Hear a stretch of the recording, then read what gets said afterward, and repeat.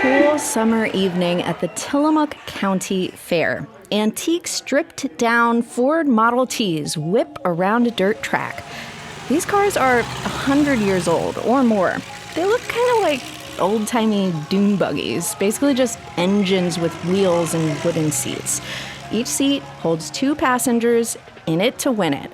A driver, of course, and a piglet.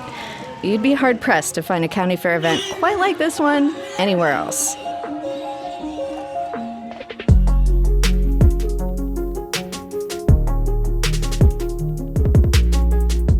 I'm Jen Chavez, and this is The Evergreen, a podcast about the place you call home. Oregon Field Guide producer Ian McCluskey went to Tillamook this summer to see what the Pig and Ford is all about. Oh my goodness. Well, the name gives it away. It's all about pigs and Fords. And it's like a race, except for the only catch is they have a pig under one arm. So they grab a pig out of a pig pen, they jump on their Model Ts, they go whipping around the track at Tillamook County, and then they exchange that pig, pick up another pig, and do it again. And they make 3 laps. And it is a commotion. It's a cacophony. It is crazy pants, really.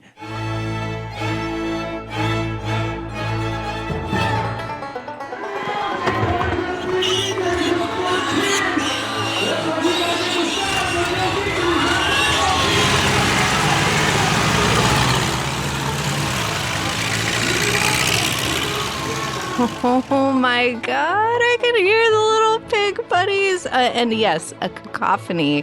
Indeed, there's a lot going on there. There is. And that voice you kind of hear in the background, that's the announcer, Mike Bentley. He's kind of the MC for the event, and this is how he describes it. 5:30 p.m. from Wednesday through Saturday. Those bleachers are full of people wanting to see some of the most redneck thing they've ever seen in their life. And I don't use that term to be disrespectful to the, Pig and Ford racing and the Model T Club. But I'm just calling it how it is. It is quite possibly the most redneck thing I've ever seen in my life, and these guys are here to win it. Yeah, it sounds like quite a show. But Tillamook is known for their dairy, not their pigs, right? So how did the Pig and Ford get started there? Well, this is kind of like a local legend, a myth, if you will. I don't really know, but it started way back in, I think, 1924, 1925. And I asked Marty Walker, he's a champion of the Pig and Ford races, and he told me this story. How it started is 2 farmers going down the road trying to get their pig back. A guy's pig got loose, and the guy drove by on a Model T, jumped on, and they went and caught it, and that's how we started the racing. And they've been doing this for almost 100 years now? Yeah, just about a century. It's been passed down generation to generation, and it's basically a handful of families. They got together and formed an association back in the 50s. And ever since, you kind of see the same group of families just vying year for year for the championship. And I think about half of them have the last name Hurleman. And I talked with Perry Hurleman. He's a retired logger in Tillamook and a retired Pig and Ford racer. Our family was big into it when we were little. So we would follow Dad out there and watch him race. And then I continued on, and then I ended up having 2 boys, and one of my boys races it today. And he's got a boy that is 13, so he's chomping at the bit. He'll have to wait till he's 16, and then he'll get to race. So is this a competitive event or more just like a fun time for everyone involved? Well, I think it might have started as a lark and some entertainment, but it's gotten really competitive. Marty Walker is someone who's won it probably more than anyone else. It's how fast you can run, how quick you can get your pig, how fast you can start your car, and how fast you can get on it. And the driving is a smaller portion than the pig and starting the T portion of it. So the pig and the starting of the T is the most important. Yeah, so when he's talking about starting the T, you got to remember, these are like Model Ts. So this is what they're doing. They've got a handle, and they're leaning over the front of the Model T, and they're wrenching it with their hand, trying to get it to start. And sometimes it'll start right on the first go, but then if they miss, they have to do it again and again. And once they get it, the car putters to life, and then they jump in the seat, they mash on the gas, they shift their gear from low gear to high gear, they change the accelerator, then they're off. And of course, they're doing this all with this the pig the whole time. Yeah, I'm imagining baby pigs can get pretty wiggly. Are they tough for these racers to hold on to? What did you see when you were up close to the whole operation? Well, they can get kind of feisty, and they definitely squeal a lot, and they also poop a lot. And you might not, from the safety of the grandstands, you might not see that, but down trackside, there's a lot of things flying, and it can get messy, but you got to keep in mind this is Tillamook County, dairy country, and a lot of these guys grew up on farms, so they are pretty used to livestock and animals, and it's all kind of day in the life of Tillamook County. But it was kind of funny the moment after the world champion won, and he was going to do a victory lap with the dairy princess. He had to kind of wipe down his seat the dairy princess could get in his car with her formal gown and her tiara and do a victory lap. Oh my God, that is an incredible image. Thank you. Coming up after a break, how do the pigs feel about all this?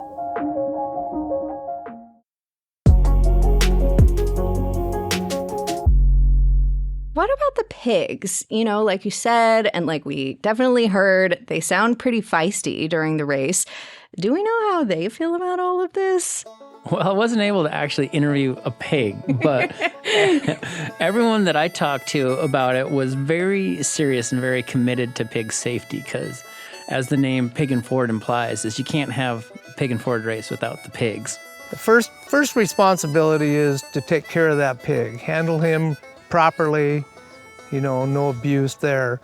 We stress that big time with our club. Take care of that pig, number one deal.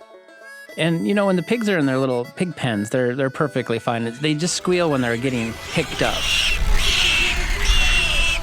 And you also have to keep in mind, these aren't big, full-grown pigs. These aren't 100-pounders, because that would be too unwieldy to tote around the track. So these are just kind of small piglets. And they've got guys stationed around the pig pens and around the track looking out for the safety of the pigs. And if a racer mishandles a pig, he'll be immediately disqualified from the race. And Perry said that after the first day or two, the pigs get pretty used to it.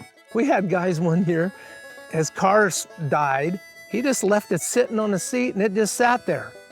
Yeah, he started his car, comes back, grabs a hold of him, away they went. You don't see that very often, but it happened. Yeah, they get kind of used to it. I think so.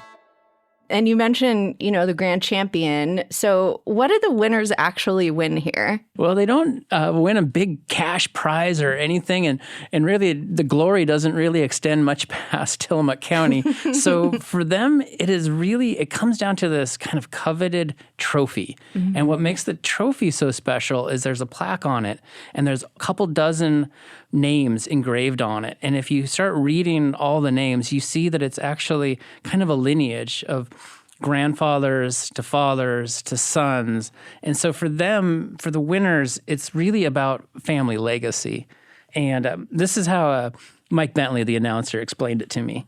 You get to keep that trophy all year long at your house, at your residence. And that's what they're prideful of. So a back-to-back win is just amazing because they're bringing the trophy back home. They're ready for it. They want that championship in the worst way. And if Grandpa's not here to celebrate that, I guarantee you they're looking to the sky saying we're bringing the trophy home. I love that. Okay, so one thing I've noticed is that we've only heard men's voices so far. Are there any women who compete in the Pig and Ford? I was very curious about that myself. Yeah. I've spent a lot of time in rural Oregon and on ranches. And, one thing I've learned in my life is that farm girls and ranch girls are really tough. Yeah. So I went to Perry Hurleman, the retired logger and retired Pig and Ford racer, and I asked him that question. Good question.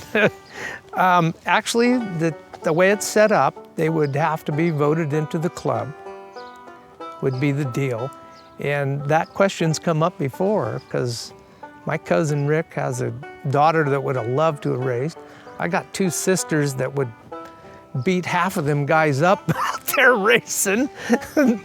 They would have liked it, but I don't know why. We've never had any women in there. But like I said, it would have to be voted on. I'm not saying they wouldn't get in there. So there never has been a woman in there, so I don't know. Okay, I feel personally invested in seeing some farm girls in future pig and Ford races. Heck yeah. Okay, so Ian, after taking in this whole experience, did you get a sense for what has kept this pig and Ford tradition going for almost a century across like multiple generations of local families? Yeah, I mean, that was honestly my biggest question. And it's something that I'm fascinated by is the idea of tradition, the idea like in oral storytelling is you can pass something down generation to generation, but it only takes a single generation to say, we don't care anymore. We don't want to do this anymore. And then it stops. So I asked everyone I could, why do you keep carrying this forward? And Chris Hurleman's been racing since he was a teenager. Being until my grandfather did it, and I was old enough to see him race once, and then watching my dad all through the late 80s and 90s.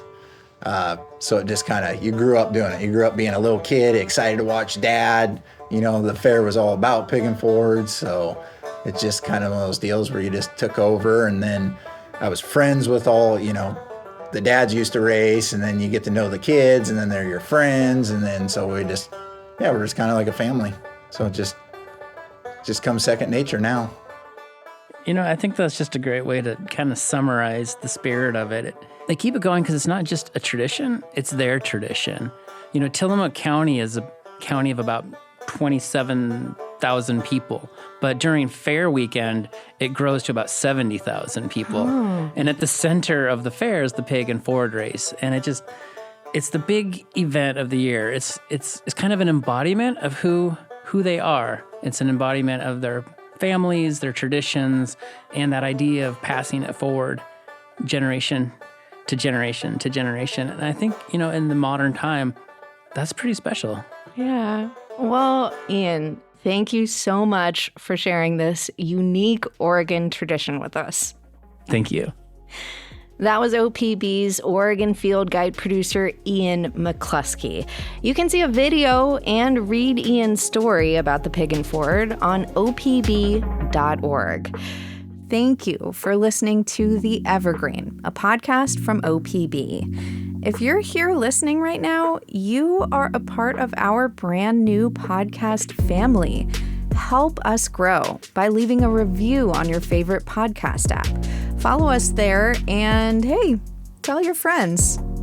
Julie Sabatier produced this episode, and our technical director is Stephen Cray. He engineered this episode. The OPB podcast team also includes Mia Estrada and Sage Van Wing. Ian McCluskey and Stephanie Gordon did the interviews you heard. The music in this episode is from Audio Network. If you have a question for us, please reach out. Email theevergreen@opb.org. I'm Jen Chavez. Catch you later. That'll do, pig.